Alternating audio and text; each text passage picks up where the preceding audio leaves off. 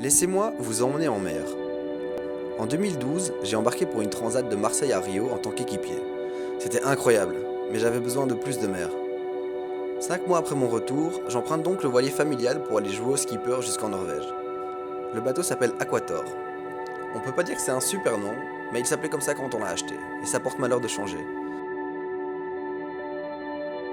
Bref, on a gardé le nom. Aquator a 40 ans, c'est pas une bête de combat, mais il flotte et il la dévoile.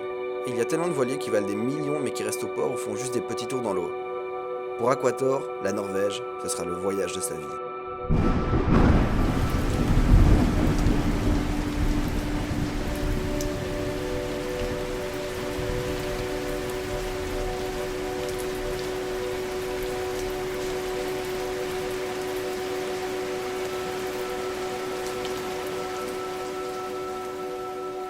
Lui, c'est Basile, un ami venu jouer les équipiers sur une partie du trajet.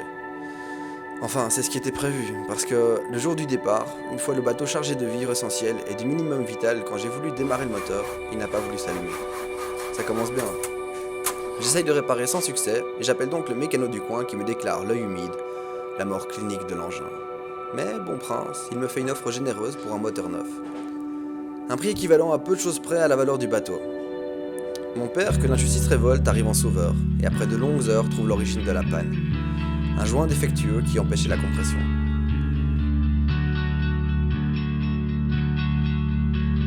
Basile, que le retard m'a fait fuir, fut remplacé par Jean de Noël, compère de mon voyage précédent. On part donc le 13 juin, aussi motivé que le vent qui nous pousse vers le nord.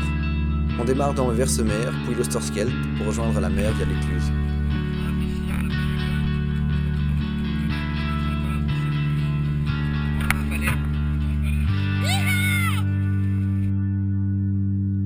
À l'Écluse, les douaniers hollandais nous déconseillent de partir à cause du vent de force 6, rafale à 7. Mais on va au nord-est et le vent vient du sud-ouest. Pour moi, c'est gérable.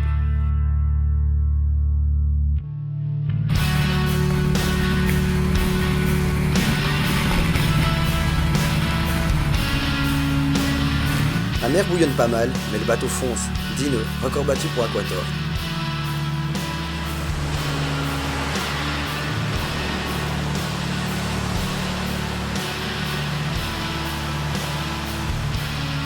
On est un peu secoué et l'intérieur du bateau se recompose. Et c'est le pied, le grand voyage qui commence. Il y a juste une vague un peu plus grosse qui nous fait empanner violemment. La grand voile n'a pas aimé.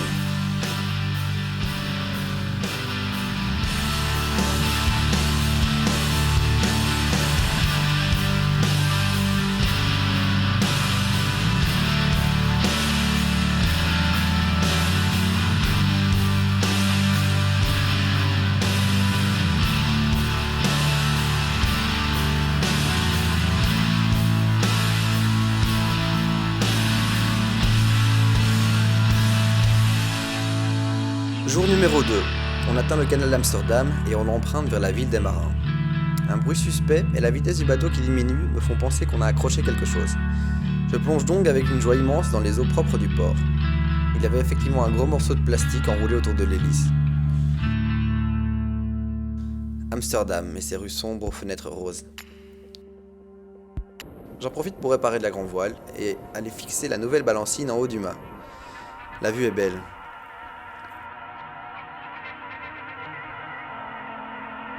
Et puis c'est reparti vers le nord. Après l'Eiselmeer, on retrouve la mer.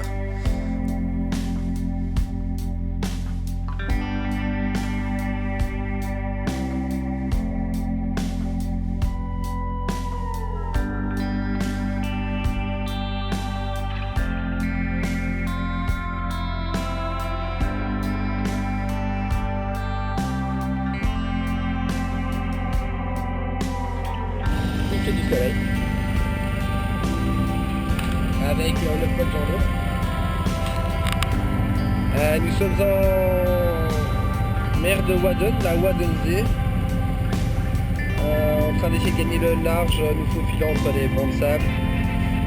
Et on devrait peut-être, si tout va bien, atteindre presque la frontière de l'Allemagne dans le cours de la journée de demain. Donc voilà. Bon appétit.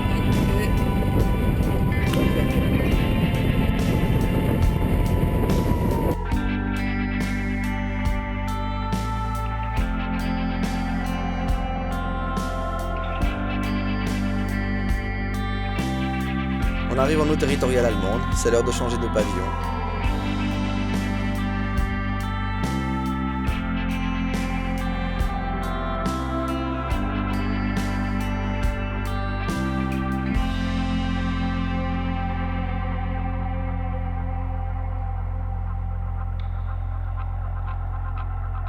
On se reposera à Norderney.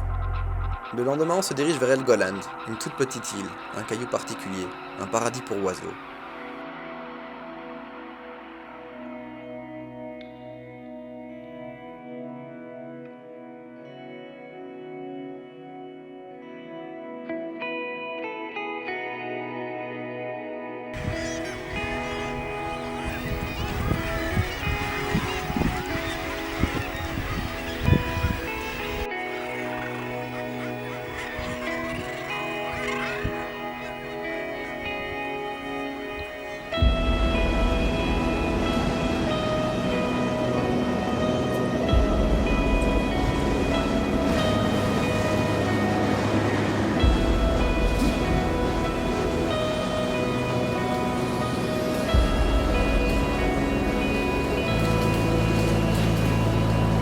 Le temps est mauvais, il y a des risques d'orage, mais la météo nous impose de partir le soir.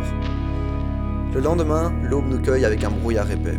Il faut être vigilant. Le brouillard, c'est signe de pétole. Et effectivement, ça fait longtemps qu'on est au moteur. On passe en eau territoriale danoise. Le moment de changer à nouveau de pavillon.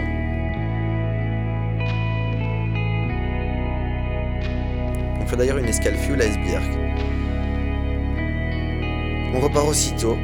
On croise un groupe de phoques qui bronzent sur un banc de sable. Tiburon. On s'abrite d'un coup de vent annoncé et on traverse le Danemark par le Limfjord. On est content, on avance bien.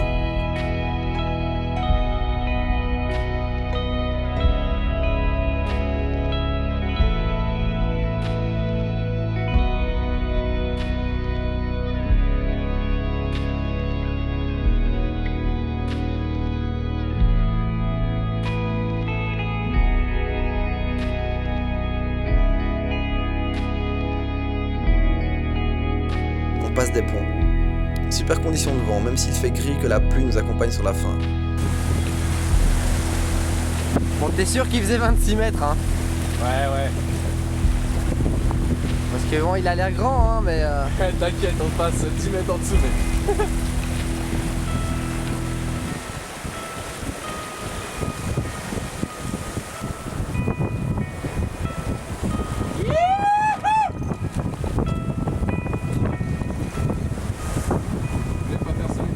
Ouais, attends.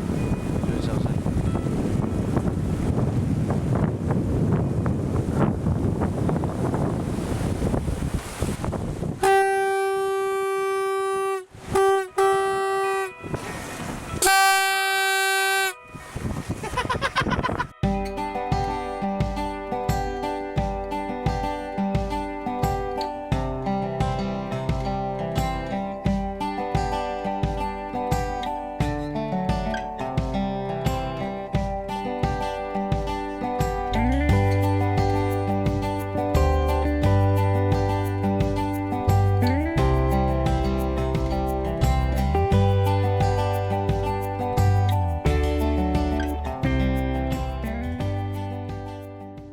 On arrive à Aalborg, deuxième ville du pays. On participe à la fête du feu pour accueillir l'été.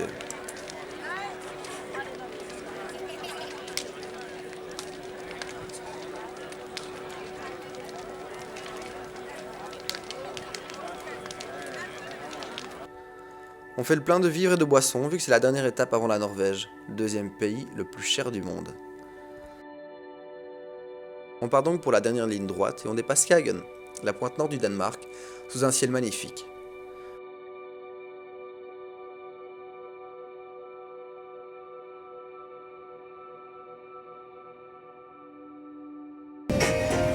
Et nous voici donc dans une partie ultime du voyage jusqu'à la Norvège. C'est la dernière étape, on est parti de Aalborg ce matin et on se dirige maintenant droit sur Oslo en dépassant la pointe nord du Danemark, Skagen, qui se retrouve juste là.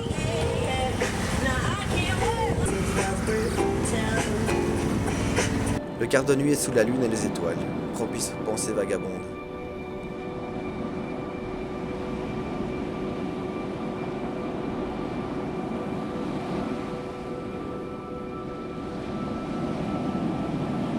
Le lendemain, le soleil nous caresse enfin de sa chaleur.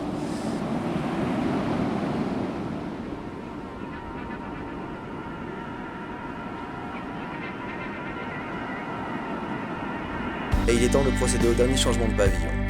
Norvège, nous voici.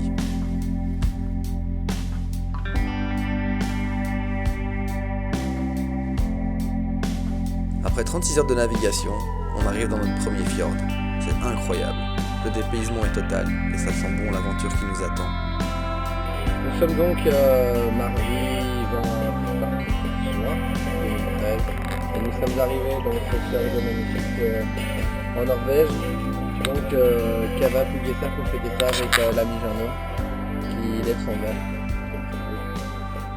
Allez, la santé. Voilà, on a réussi, on est là. Et maintenant on va profiter de cette région qui a l'air ma foi plutôt jolie. Ce soir-là, on ira se coucher avec le sentiment léger d'avoir atteint la terre de nos rêves.